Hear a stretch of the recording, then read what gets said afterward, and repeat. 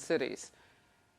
And we're focusing because the murder of a Temple graduate in Philadelphia last week who was gunned down while walking his dog is something that people fear could happen to anybody.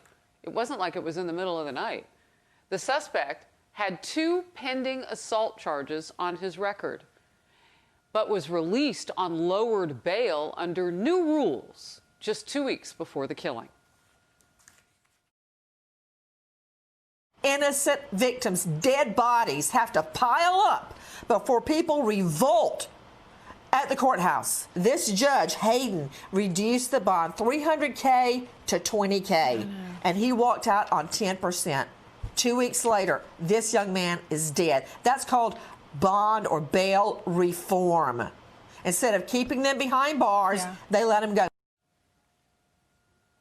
Joining me now is Joe Gamaldi, National Vice President of the Fraternal Order of Police. Joe, you said this was coming.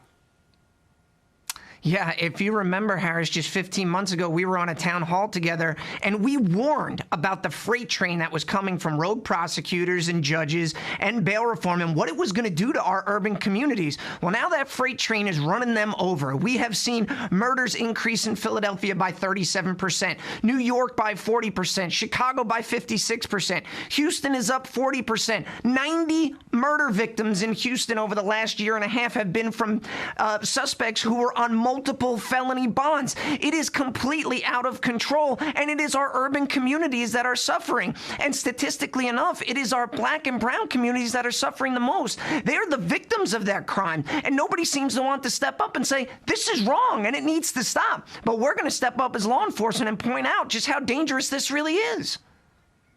Joe, what do you tell officers across the country?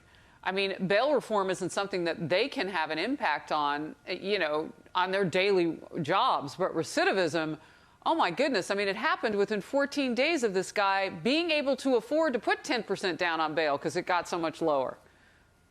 Yeah, and in fact, recidivism is through the roof. The University of Utah did a study about Cook County in Chicago, and recidivism is over 56% for violent crime for those released on bail reform. And what we're telling our officers out there, make no mistake, the hardworking men and women of law enforcement go out there and do their job every single day, no matter the consequences, even though violence against us is up, and there was 314 police officers shot just last year. By the way, there's a lot of people out on bond and sweetheart deals who are shooting police officers, too, out on these streets. But what I tell them is we can only control what we can control. We have to go out there. We have to continue to put violent criminals, those who are gun-toting and pulling the trigger, and we have to put them behind bars. But if the rest of the criminal justice system isn't doing their job, we're not going to be able to make the kind of impact that we've had in the past. And it's the analogy of if the pipe is still leaking and we're still mopping up the floor, no, we have to stop the flow of criminals back out onto our streets. Wow. I'm going to ask my team to put this video up because I want you to tell me what you see here. You know, I made the point that this is early in an evening. This gentleman, recent grad, girlfriend in the nearby area. We're learning a lot about Milan Lankar. He's out walking his dog. He doesn't seem to put up a fight. What do you see, Joe? You know, it's so disheartening to see what is happening in our urban communities. And it's not just this victim. There's thousands of other victims across the country who are being murdered wholesale in our streets right now. And it needs to stop. And we need to pay the proper attention to this as a country because we are losing our urban communities. Officers have given decades. They've given their careers. They've given their lives to create this urban renaissance that we've seen over the last 20 years. And it's being undone within a year because of rogue prosecutors like Larry Krasner, who's an embarrassment, and if he had a shred of integrity left, he'd resign after what has occurred on his watch. But this needs to stop, or we're going to lose our urban communities for a generation.